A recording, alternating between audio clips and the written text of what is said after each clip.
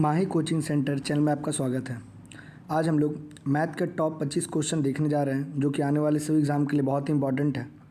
और अगर आपको ये वीडियो पसंद आए तो वीडियो को लाइक करना ना भूलें और चैनल को जरूर सब्सक्राइब करें।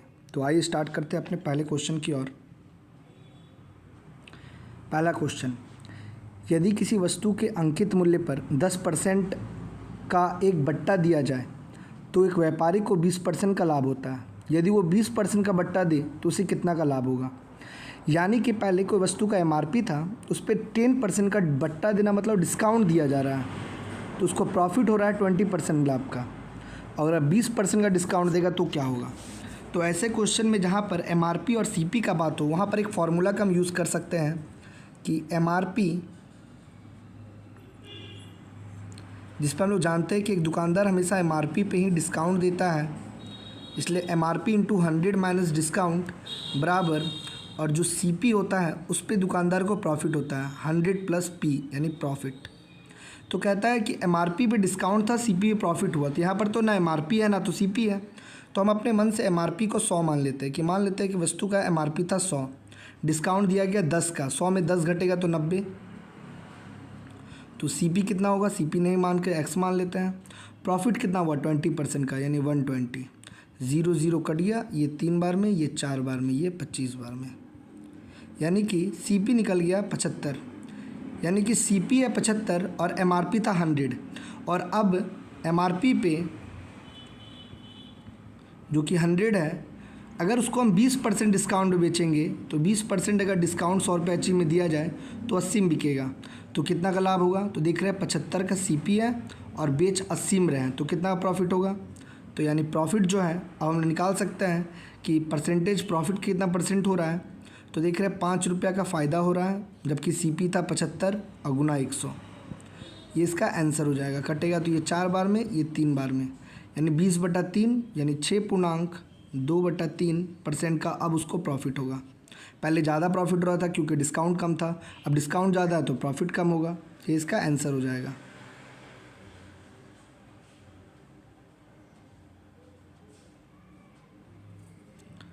अगला क्वेश्चन,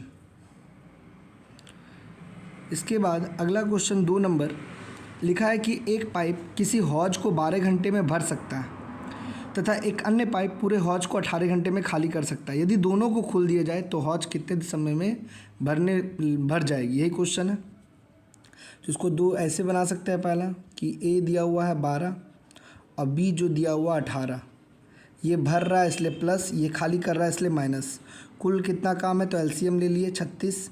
ये 3 बार में कटेगा, एक क्षमता इसका 1 घंटे क्षमता 3 का, इसका 2 का खाली करने का है।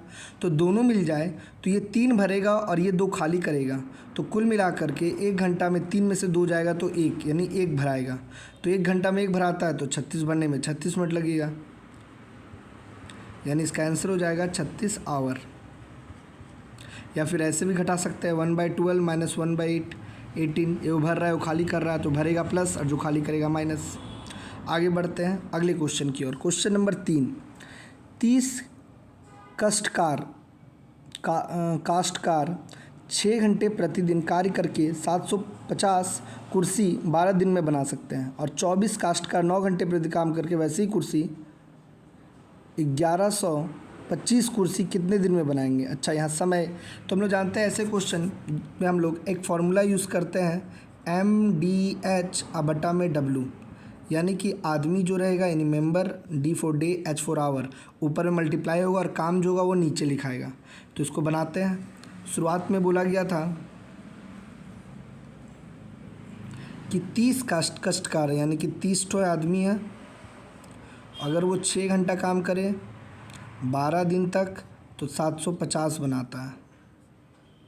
फिर इसी प्रकार अगर 24 काश्तकार 9 घंटा काम करे तो x दिन में कितना बनाएगा 1125। बस इसी को सॉल्व कर देंगे तो आंसर हो जाएगा 12 दूनी 24, 2 से ये कटेगा 3 बार में, 3 से कटेगा ये 3 बार में, ये कटेगा 10 बार में, ये 0 से 0 कट गया, यानी ऊपर सब कट गया, नीचे बचा है 25 तिया 75, 25 चौक 100 और 25 पचे और ये कट जाएगा 15 बार में। यानी हम कह सकते हैं कि 15 दिन में ये काम पूरा हो जाएगा। ये इसका आंसर हो जाएगा।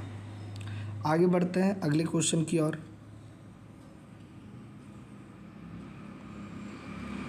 150 मीटर लंबी रेलगाड़ी विपरीत दिशा में आती हुई एक दूसरी 100 मीटर लंबी रेलगाड़ी को 10 सेकंड में पार करती है। यानी एक ट्रेन जो है जो कि 150 मीटर का है और उसके विपरीत दिशा में एक 100 मीटर का ट्रेन आ रहा है जो कि 10 सेकंड में दूसरे को पार करती है। यदि पहली की रफ्तार 30 है तो दूसरी का क्या होगा? पहला का रफ्तार 30 है तो दूसरा क्या होगा? तो हम जान रहे हैं कि अगर दोनों अपोजिट है, ये इधर जा रहा है और ये इधर आ रहा है, तो स्पीड तो जुटेगा क्योंकि दोनों एक दूसरे को तुरंत पार करने वाला है। तो स्पीड हो जाएगा कितना? तो एक का स्पीड है 30 और एक का स्पीड नहीं मालूम है तो x मान लेते हैं इतना। और दूरी जो होगा वो दोनों ट्रेन जब तक एक दूसरे को पूरा नहीं पार कर जाती तब तक पूरा पार नहीं कहलाएगा। इसलिए दोनों को पार करना है तो 150 और 100 यानी कुल मिलाकर दोनों को 250 मीटर दूरी पार करना है और यही दूरी पार करने में उसको लग रहा है 10 सेकेंड। तो देख रहे हैं सब तो दिया हुआ है, बस इसको किलोमीटर जो दिया हुआ है उसको ध्यान से देखना क्या करना होगा। तो क्या करेंगे इसमें हम लोग कि चाल दिया हुआ है 30 + x और ये दोनों ही किलोमीटर प्रति घंटा में है।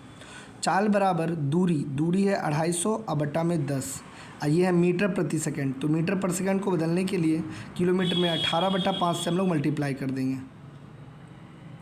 0 0 कट गया, ये कट गया 5 बार में, 18 × 5 = 90 और अगर 30 उधर जाके घटेगा तो 90 में 30 घटेगा तो आ जाएगा 60। यानी हम जान गए कि दूसरा ट्रेन जो है उसका स्पीड कितना का है? 60 किलोमीटर प्रति घंटे का है। ये इसका आंसर हो जाएगा। इसके बाद अगला क्वेश्चन,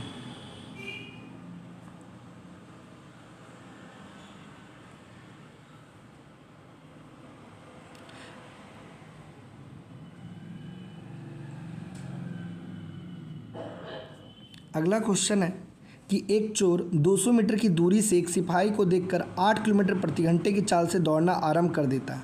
सिपाही 9 किलोमीटर प्रति घंटे की चाल से उसका पीछा करता है तो उसे पकड़ लेता है। तो चोर द्वारा दौड़ी गई कुल दूरी कितनी होगी?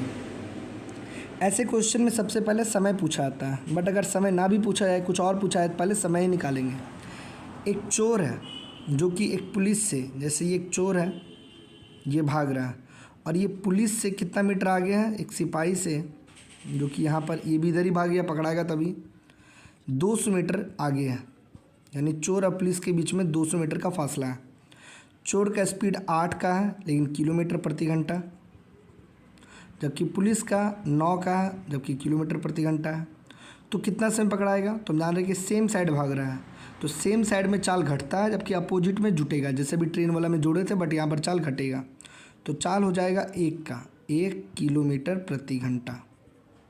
इसको अगर हम लोग मीटर पर सेकंड में बदल दें तो 5/18 से गुना कर देते हैं तो स्पीड हो गया 5/18 किलोमीटर प्रति घंटा और दूरी है 200। तो कितना समय लगेगा निकाल सकते हैं। जानते हैं समय बराबर क्या होता है? तो समय बराबर दूरी कितना दिया हुआ था? तो दोनों के बीच में 200 का दूरी था बटा चाल, 5 नीचे 18 ऊपर। तो ये और ये कट जाएगा कितना बार में? 40।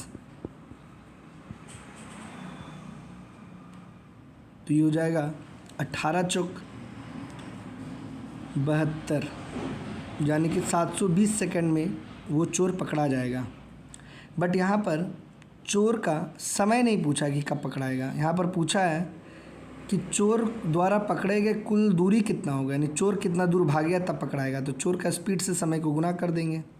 चोर का स्पीड कितना है? तो देख रहे हैं चोर का स्पीड 8 किलोमीटर प्रति घंटा का है।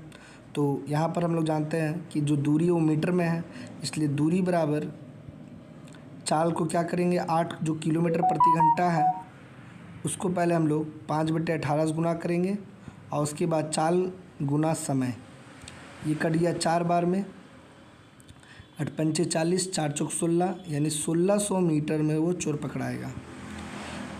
एक बार फिर समझा देते हैं कैसे बना चोर पुलिस में।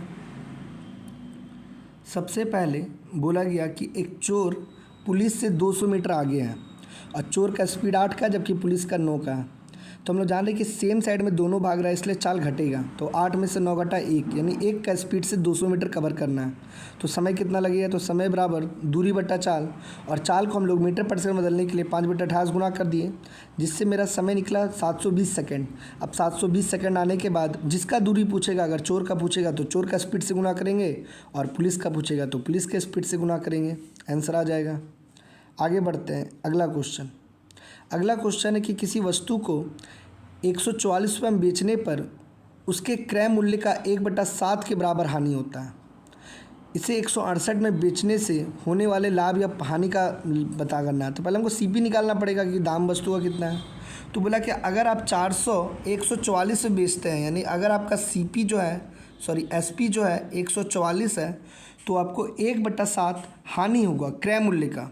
यानी 1/7 का मतलब क्रय मूल्य अगर 7 रुपया था, यानी 7x, तो हानि हो रहा है 1 रुपया का। 1/7 इसका मतलब x का हानि हो रहा है। तो हम लोग जानते हैं कि हानि बराबर क्रय मूल्य माइनस विक्रय मूल्य। हानि आदमी को कब होता है? जब खरीदता में ज़्यादा, बेचता है कम में। तो यानी कि 6x बराबर 144, तो x बराबर 144/6। 6 दूनी 12, 6 चौक 24। यानी हम जान गए वस्तु का जो हानि है वो 24 का है, और इसको अगर 7 से गुना कर दे तो क्रय मूल्य निकल जाएगा। 7 चौक 28, हाथ में 2, 7 दूनी 14, 15 16, यानी 168 रुपया वस्तु का दाम है। तो अगर कह रहा है 168 रुपये वस्तु का दाम है, फिर लास्ट में कहता है 168 में ही बेचना है, तो ना तो हानि होगा ना तो लाभ होगा, यानी इसका आंसर होगा ए नंबर। क्या किए? तो सीपी पहले से एसपी दिया कि 144 में बेचेगा तो क्रय मूल्य का 1/7 हानि होगा। तो क्रय मूल्य अगर 1/7 हानि हो रहा है, यानी 7x उसका दाम था, तो 1x का हानि हो रहा है। हानि बराबर जानते हैं क्रय मूल्य माइनस विक्रय मूल्य। आ गया आंसर। इसके बाद आगे बढ़ते हैं अगले क्वेश्चन की ओर। 10 रुपये में 20 टॉफ़ियाँ बेचने पर एक आदमी को 4% का हानि होता है। यानी 20 टॉफ़ी बेच रहा है 10 रुपया में, तो एक टॉफ़ी कितना में बेच रहा है? 1/2 में। तो बोलता है इतना बेचने पर 4% का हानि हो गया। तो 4% का हानि हो गया, यानी कि इसका जो सीपी है वो कुछ और था, क्योंकि 1/2 यानी कि 1/2 में बेचने पर हानि हुआ। यानी वस्तु का रियल दाम था x, वो इसको 4% लॉस, यानी 96/100 पे 1/2 में बेचा, जिससे इसका सीपी कितना निकलेगा? तो ये निकल जाएगा ये इससे 50 बार में। अब 50/96 को अगर 2 से काटेंगे तो 25/48। ये इसका क्या निकला? तो ये इसका निकल गया सीपी। अब बोलता है 20% लाभ पर बेचने पर, तो इसको 20% लाभ पर बेचते एक चॉकलेट को। 6 बार में, ये 5 बार में, ये 5 बार में, और ये कटेगा 8 बार में, यानी कि 5/8। अब यहाँ पर एक चॉकलेट का दाम पता चल गया कितना में बेचना होगा। तो ए को बेचना पड़ेगा 5/8 में, उल्टा लिख दिए, यानी रुपया दिया हुआ एक्चुअली 5/8 रुपया में एक चॉकलेट। तो बोला क्या है इसमें, कितना रुपया का बात है? तो 10 रुपया में कितना होगा? तो 10 रुपया में करने के लिए हम लोग 10 रुपया में, तो जब ये इधर आएगा तो ये नीचे आ जाएगा, क्योंकि जब भी 1 निकालते हैं तो 5 नीचे 8 ऊपर, इंटू 10, यानी ये 2 बार में, और 8 दूनी 16, यानी कितना चॉकलेट मिलेगा? 16। एक बार फिर समझाते हैं इस क्वेश्चन को कैसे बनाइए। शुरुआत में बोला गया कि 20 को चॉकलेट मिलता है 10 रुपया में, तो एक चॉकलेट का दाम 1/2 हो गया। लेकिन 1/2 में बेचने पर उसको 4% का लॉस होता है, यानी वस्तु का दाम था x, 4% लॉस पे बेचा गया तो बिका 1/2 में। अब उसका निकाल लिए कि रियल प्राइस क्या था, तो देखिए 5/8, यानी 1 रुपया में 5/8 चॉकलेट, सॉरी 25/48 चॉकलेट हो रहा था, दाम हो रहा था। तो उसका फिर 20% लाभ, यानी बढ़ा करके बेचे, देखिए 5/8 आया एक चॉकलेट का दाम, यानी 5/8 रुपया में एक चॉकलेट, तो 10 रुपया में कितना? 16 हो जाएगा। आगे बढ़ते हैं अगले क्वेश्चन की ओर।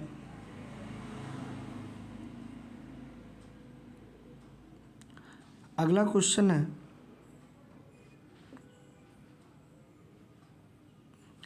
PQRS एक वर्ग ABCD की भुजा AB, BC, CD और DA के मध्य बिंदु हैं। अच्छा, मध्य बिंदु है क्या चीज़ का? तो एक वर्ग का। एक वर्ग बना लेते हैं, इस पे नाम रख देते हैं कि इसका नाम है A, B, सी डी। और इसका मध्य बिंदु है, इस पे है पी क्यू आर एस, और ए बी 2 सेंटीमीटर है। ये जो है यहाँ से यहाँ तक ये 2 सेंटीमीटर है। कह रहा है कि ए पी को त्रिज्या मान करके चाप खींचना है, ए बी सी डी को केंद्र मानकर ए पी एक चाप खींचना है, यानी कि अच्छा सब वृत्त बनने वाला। चाप बने एक ऐसा, एक ऐसा, एक ऐसा और एक ऐसा। ये जो बीच में घिरा हुआ भाग निकला बीच का, इसका क्षेत्रफल पूछ रहा है। तो हम देख रहे हैं यार यहाँ पर एक चौथाई सर्किल, एक चौथाई सर्किल, एक चौथाई सर्किल, एक चौथाई सर्किल, यानी एक वर्ग का क्षेत्रफल में अगर इस चौथाई सर्किल को जोड़ेंगे चार्टों को तो एक सर्किल बन जाएगा। तो अगर हम लोग इस वर्ग में से एक वृत्त को घटा दे तो आंसर आ जाएगा।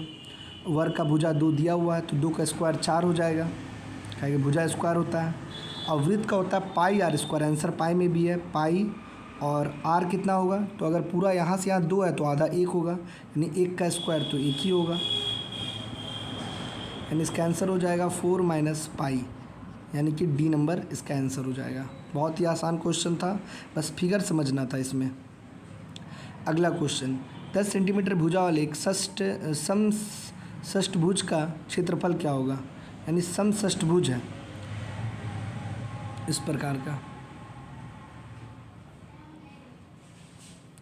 इसका बोला जा रहा है कि क्षेत्रफल क्या होगा। तो इसका कोई खास कोई फॉर्मूला नहीं होता है। इसको हम लोग क्या करते हैं कि इसका जितना भी डायगोनल है यानी विकर्ण, उसको आपस में सबको मिला देते हैं, तब ये जो फिगर बनता है ये 1 2 3 4 5 6 तो समबाहु त्रिभुज बन जाता है। और हम लोग जानते हैं कि समबाहु त्रिभुज का क्षेत्रफल होता है √3/4 भुजा स्क्वायर। तो ऐसा 6 है तो उसको 6 से मल्टीप्लाई कर देंगे तो यही इसका आंसर हो जाएगा। तो देखते हैं निकाल के कितना आ रहा है। तो भुजा जो दिया हुआ 10 दिया हुआ, तो बैठाते हैं 6 गुना √3/4 इंटू 10 का स्क्वायर। 10 का स्क्वायर 100, यानी कि ये 25 बार में 25 छक 150, यानी 150 √3 इसका आंसर हो जाएगा सेंटीमीटर स्क्वायर। ऑप्शन में देख लेते हैं 150 कितना में है, बी नंबर, यानी इसका बी नंबर आंसर हो जाएगा। कभी भी एक समषष्ठभुज का क्षेत्रफल पूछा जाए तो उसका कोई फॉर्मूला वैसा नहीं होता, बस उसको क्या करना है कि समबाहु त्रिभुज को 6 से मल्टीप्लाई कर देंगे तो वही उसका क्षेत्रफल हो जाएगा।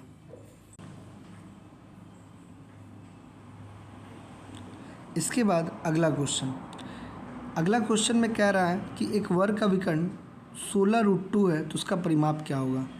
वैसे तो हम लोग जानते हैं कि जो वर्ग होता है उसका भुजा से विकर्ण के बीच में क्या रिलेशन है, कि अगर ये इसका विकर्ण है, अगर ये x होता है तो ये x √2 होता है। तो हमें दिख रहा है कि √2 दिया हुआ 16√2, हम समझ गए भुजा 16 है। अगर भुजा 16 है तो क्षेत्रफल भुजा स्क्वायर होगा, यानी 16 स्क्वायर, यानी 256। और अगर कुछ ऐसा दे दे कि जहाँ पर ये रिलेशन नहीं निकाल पा रहे हैं तो विकर्ण से, जैसे अगर विकर्ण यहाँ पर d दिया हुआ है तो d को हम लोग d²/2 करके भी क्षेत्रफल निकाल सकते हैं। 16 का स्क्वायर 256 और √2 का स्क्वायर 2 कट जाएगा तो 256 आंसर हो जाएगा। आगे बढ़ते हैं अगला क्वेश्चन। इसके बाद अगला क्वेश्चन कह रहा है कि एक कमरा है जिसका लंबाई चौड़ाई ऊंचाई 5 4 3 है, तो इसमें सबसे लंबे बांस या छड़ रखें जिससे ये पूरा रखा जा सके, यानी एक कमरा जो कि 3D होता है इस प्रकार का। अब इसमें सबसे बड़ा बांस अगर रखना होगा तो कोना कोनी रखेंगे। इस कोना कोनी को हम लोग विकर्ण बोलते हैं, डायगोनल बोलते हैं। इसका फॉर्मूला होता है √L² B² और H², जो कि तीनों ही दिया हुआ है, 4 5 5 4 और 3। तो 5 का स्क्वायर हो जाएगा 25, 4 का 16 और इसका 3 का 9। तो अगर जोड़ते हैं तो ये मिलेगा हमको 0 4, यानी कि इतना ही मिलेगा, शायद गलत जोड़ दिए, 50 मिलेगा।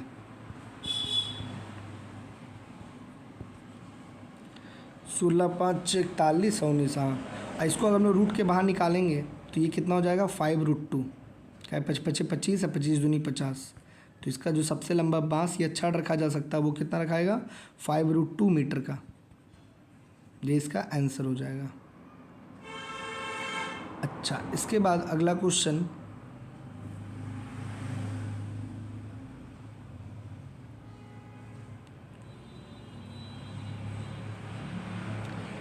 किसी परीक्षा में एक विद्यार्थी ने उसके प्रत्येक सही के लिए 4 अंक दिए जाते हैं, जबकि गलत के लिए 2 अंक काट लिए जाते हैं। यदि एक परीक्षार्थी ने सभी 75 प्रश्नों को उत्तर दिए तो कुल 150 अंक प्राप्त हुए, तो कितने सही और कितने गलत हैं? इसको 2 टाइप से बना सकते हैं। एक एक्स करके कि 75 को 2 भाग कर लेते हैं, एक को एक्स, एक को 75 माइनस एक्स, सही पर 2 और गलत पर -2, दोनों को जोड़ करके 150 लिख सकते हैं। और या फिर इसको एलिगेशन से बना सकते हैं कि मान लेते हैं कि उसका सभी क्वेश्चन सही था, तो अगर 75 क्वेश्चन वो सही जवाब देगा तो 4-4 नंबर करके उसको 300 नंबर मिलेगा हाईएस्ट। और अगर वो सभी क्वेश्चन गलत देगा तो 2-2 नंबर काटेगा, तो 75 से अगर 2 को गुना करेंगे तो -150, यानी उसका नंबर -150 आ जाएगा, नेगेटिव मार्क हो जाएगा। जबकि उसका जो नंबर आया वो कितना आया 150, वो बीच में लग देंगे, एलिगेशन में ऐसे ही बनाते हैं। अब इसको माइनस करते हैं, 300 में 150 घटेगा तो बचेगा 150, और 150 में जब माइनस करने जाएंगे 150 तो जुट करके हो जाएगा 300। अब ये रेशियो हो गया 2:1 का, यानी 2 सही 1 गलत। तो बोला कितना सही है, तो 75 का 2 कितना होगा, सही पूछा है ना, तो जो पूछेगा उसको ऊपर, कुल को नीचे। ये कितना बार में 25, 25 दूनी 50, यानी 50 क्वेश्चन सही था जबकि 25 क्वेश्चन गलत था। ये इसका आंसर हो जाएगा। 2 संख्याओं का मौसो और लौसो इतना है, यदि दोनों संख्या का अंतर इतना हो तो योग कितना होगा? तो हम लोग एचसीएफ एलसीएम में हमेशा x मानते हैं, किसको, तो x मानते हैं हम लोग एचसीएफ को, एचसीएफ दिया हुआ 12, और x ए बी मानते हैं एलसीएम को जो कि 2448 दिया हुआ, और दोनों संख्या का अंतर यानी कि एक्स ए माइनस एक्स बी, ये दोनों को दिया हुआ है 60। तो अगर हम x का मान यहाँ रखें और एक बार x का मान यहाँ रखें तो 2 चीज़ मिलने वाला है, एक मिलेगा ए बी मिलेगा 12 से रखेंगे तो 12 दूनी 24, 12 चौक 48, और अगर यहाँ रखेंगे तो a माइनस बी, एक्स को कॉमन लेंगे तो 5, ऐसा आ जाएगा। अब चाहें तो कोई अपने मन से नंबर भी चूज़ करके बना सकते हैं, और या फिर अगर हमको ए बी और a माइनस बी मालूम है और हमसे क्या पूछा जा रहा है, योगफल पूछा जा रहा है कि योगफल कितना होगा, तो योगफल के लिए हम लोग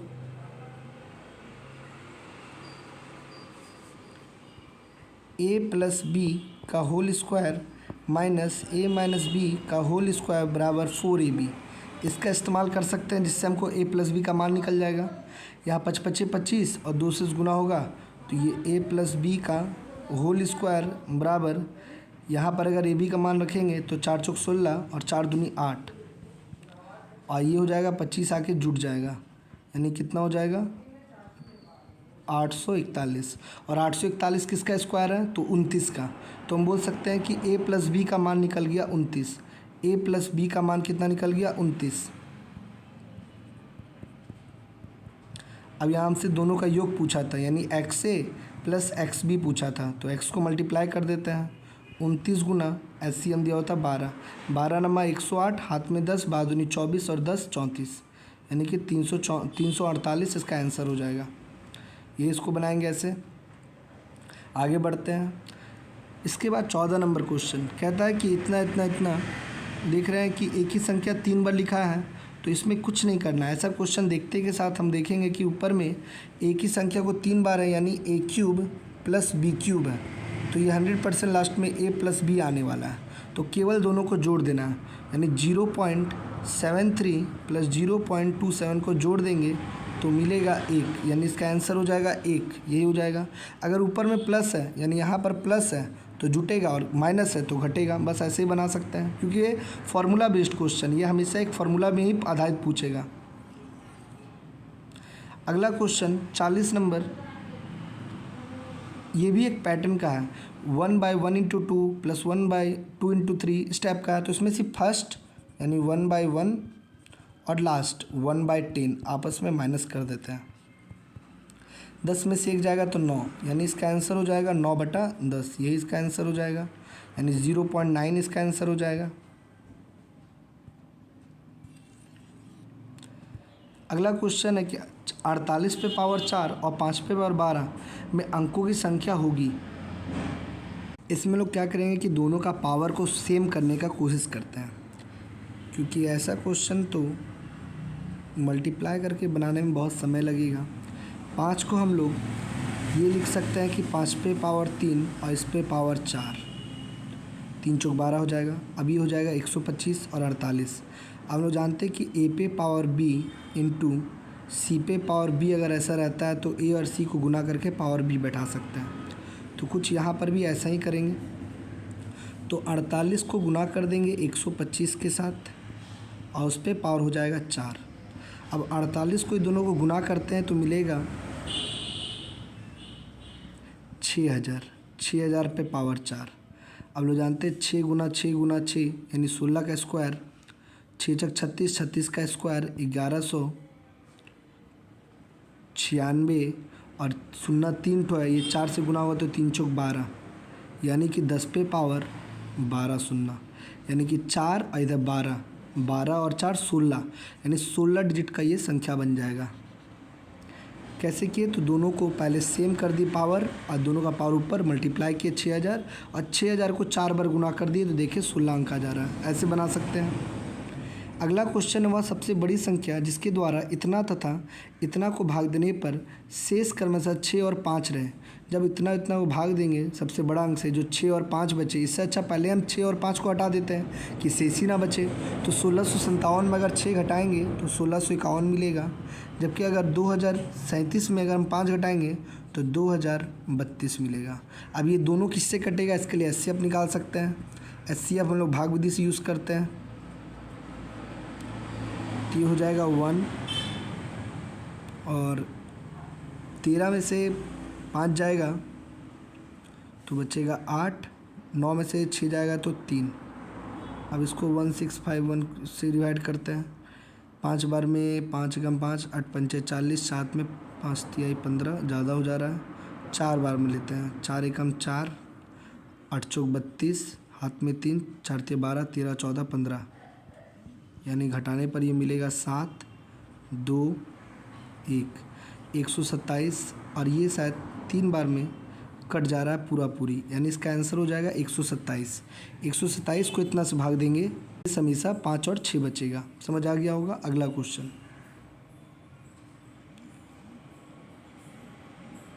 अगला क्वेश्चन है कि अनुक्रम में 0 3 8 5 15 24 35 का नवा पद क्या होगा? तो क्या ये AP है? तो देख रहे हैं पहला बढ़ा 3, फिर बढ़ रहा है कितना, तो उसके बाद बढ़ रहा है 5, फिर बढ़ रहा है कितना 7, फिर उसके बाद कितना बढ़ रहा है 9, फिर 11, यानी स्टेप्स ये तो ज़्यादा बढ़ते जा रहा है। ये AP में तो नहीं है क्योंकि सबके बीच में डिफरेंस अलग अलग है। तो नवा पद क्या होगा? तो हमको मालूम है कि पहले देख लेते हैं कि क्या सीक्वेंस से ये बढ़ रहा है। तो देखिए 0 3 8 15 24 35 डिफरेंस देखते हैं। यहाँ 3 का, यहाँ पर 5 का, यहाँ पर 7 का, यहाँ पर 9 का, यहाँ पर 11 का। 3 5 7 9 11 यानी विषम संख्या है। तो जो नवा नंबर पे आएगा वो क्या होने वाला वो देखना पड़ेगा। तो यहाँ पर पहला, दूसरा, तीसरा, चौथा, पाँचवा, छठा हो चुका है, 7वां, 8वां, 9वां। तो यहाँ पर कर देते हैं। तो 11 बाद 13 जोड़ेंगे तो ये हो जाएगा 13 में 35 में 13 जोड़ेंगे तो ये हो जाएगा 48। 48 में 15 जोड़ेंगे तो ये हो जाएगा 63 और 63 में अगर 17 जोड़ेंगे तो ये हो जाएगा 80, यानी इसका नवा पद हो जाएगा 80। ए नंबर आसान ही पड़ेगा, तो उतना लंबा नहीं दिया हुआ। इसके बाद अगला क्वेश्चन है रूट अंडर, दिखाई दे रहा होगा कि दिया हुआ रूट अंडर, इसको ऐसे ही बना सकते हैं। क्या करना होगा? तो ये किसका क्यूब है? तो देख रहे हैं ये क्यूब जो है ये 13 का क्यूब है। अगर याद है तो ठीक है और नहीं याद है तो इसका दाहिनी साइड से 3 अंक को छांट लेंगे और इस 7 का क्यूब करेंगे तो क्यूब करेंगे 3 मिलेगा। और 2 किसके क्यूब के बगल में आता है? तो 1 का क्यूब के बगल में आता है, यानी 1 यानी 13। 13 अगर इसमें जोड़ेंगे तो 1000 किसका होता है? 10 का। 10 इसमें जोड़ेंगे तो 343 और 343 किसका क्यूब होता है? तो ये 7 का। तो इसका आंसर हो जाएगा 7। अगला क्वेश्चन है कि संख्या इतना तथा इतना का मौसो और लौसो इतना है तो x का न्यूनतम मान क्या होगा? जब दो संख्या दिया हुआ और दोनों का मौसो लौस दिया हुआ, तुम लोग जानते हैं कि फॉर्मूला होता है कि पहली संख्या गुना दूसरी संख्या बराबर HCF गुना LCM। तो ये हो गया 709 और ये इससे कितना बार में कट जाएगा? काट देंगे। तो दिख रहे हैं 9 से अगर गुना करते हैं 11 नमा 99 नहीं होगा, 5 नमा 45, 5 नमा 45, 5 नमा 45 कोई भी हो सकता है। तो देखते हैं काट करके किससे कट रहा है ये, और नहीं तो पूरा एक बार में ही भाग दे देते हैं। तो भाग देने पर तो ये कैलकुलेट करने पर आ जाएगा इसका आंसर। ठीक है, आगे बढ़ते हैं। इसके बाद है आदिवासियों के कल्याण हेतु बुलाई गई बैठक में प्रत्येक सदस्य ने उतने ही रुपए चंदे दिए जितना बैठक में सदस्य उपस्थित थे। यदि चेयरमैन ने अपने हिस्से से अतिरिक्त 49 रुपये दिए तो कुल धनराशि 625 रुपये बना दिया है। तो बैठक में कुल कितने सदस्य उपस्थित थे, यानी कि सब जितना आदमी उतना रुपया दिया है। 49 अतिरिक्त दिया है कौन, चेयरमैन। तो पहले हटा देते हैं चेयरमैन का पैसा को, यानी 625 में 49 अगर माइनस कर दें तो ये 576। अब 576 किसका स्क्वायर होता है, 24 का। यानी 24 आदमी 24 रुपये करके दिया तो 576 हुआ, और प्लस 49 रुपये अतिरिक्त दिया था इसलिए 625 हुआ था। अगला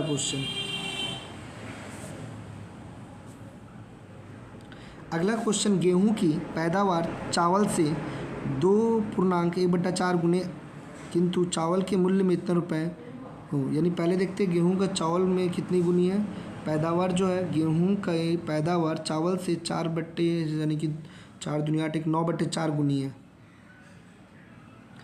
यहाँ गेहूं लिख देते एक साइड चावल। तो गेहूं की पैदावार ज़्यादा है, कितना ज़्यादा है, तो 4 दुनिया 8 9। अगर 9 गेहूं है तो चावल 4 था। फिर कहता है किंतु चावल का मूल्य गेहूं के मूल्य का इतना गुना, यानी चावल महंगा है। 4 एकम 4 एक 5, कितना, तो ये 5 है तो ये 4 है। तो यानी कि यहाँ पर ये पहले वज़न दिया हुआ है और इसका दाम है, ये वज़न है इसका दाम है, तो मल्टीप्लाई करते तो ये 36 और ये हो जाएगा 20। तो देख रहे हैं कि यदि एक किसान चावल के बदले गेहूँ का पैदावार करे तो उसे आय की तुलना में कितना हो जाएगा, यानी वो चावल नहीं बेच कर गेहूँ बेचे, यानी कि गेहूँ का हो जाएगा 36, आई हो जाएगा 20। तो ये कितना अधिक हो जाएगा, तो 9/5, यानी कि 1.4/5 गुनी हो जाएगी, यानी बी नंबर इसका आंसर हो जाएगा। अगला क्वेश्चन, एक घड़ी घंटे तथा मिनट की सुई की गति का अनुपात, दोनों की गति का अनुपात पूछ रहा है। तो हम लोग जानते हैं कि एक घंटा का सुई, अगर हम लोग घड़ी को देखेंगे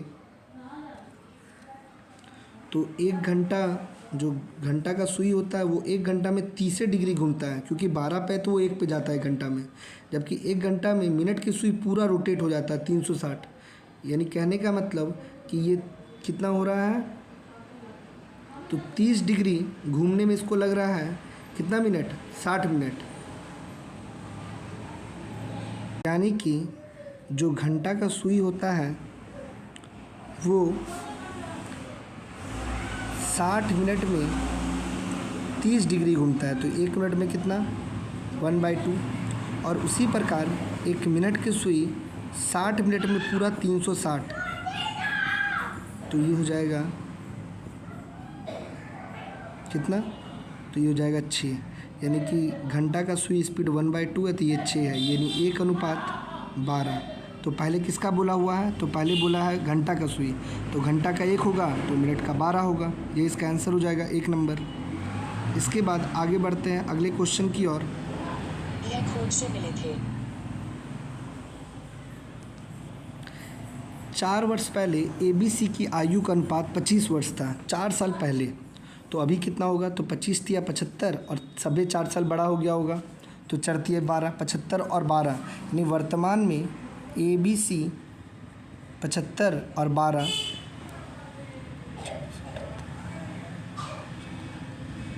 87 साल का है। और 5 वर्ष पहले B और C 20 था, तो 20 दूनी 40, और अभी 5 दोनों बड़ा हो गया तो 50 का होगा, यानी B और C अभी कितना का है, तो 50 का। तो A का पूछा था तो घटा देंगे, तो A का हो जाएगा 37 साल। इसके बाद अगला और लास्ट क्वेश्चन है कि एक व्यक्ति किसी स्थान पर 20 किलोमीटर प्रति घंटे की चाल से जाता है तथा वहाँ से 12 के स्पीड से वापस आता है, तो औसत चाल बताइए। यानी सेम डिस्टेंस जाता है और फिर आता है, तो इसके लिए हम लोग एक फार्मूला यूज़ कर सकते हैं, 2 × XY बटा में x + y, औसत चाल का, जब दूरी सेम हो। तो 2 × 20 × 12 और बट्टा में जोड़ देंगे तो 32, ये के बार में 8 और ये 3 बार में, और ये कट जाएगा 2 बार में, ये 5 बार में, ये कट जाएगा इससे, यानी 15 किलोमीटर प्रति घंटा हो जाएगा। तो आई होप आज का क्वेश्चन सब अच्छा लगा होगा। मिलता है अगले वीडियो में और भी अच्छे क्वेश्चन के साथ। तब तक के लिए सबको बाय।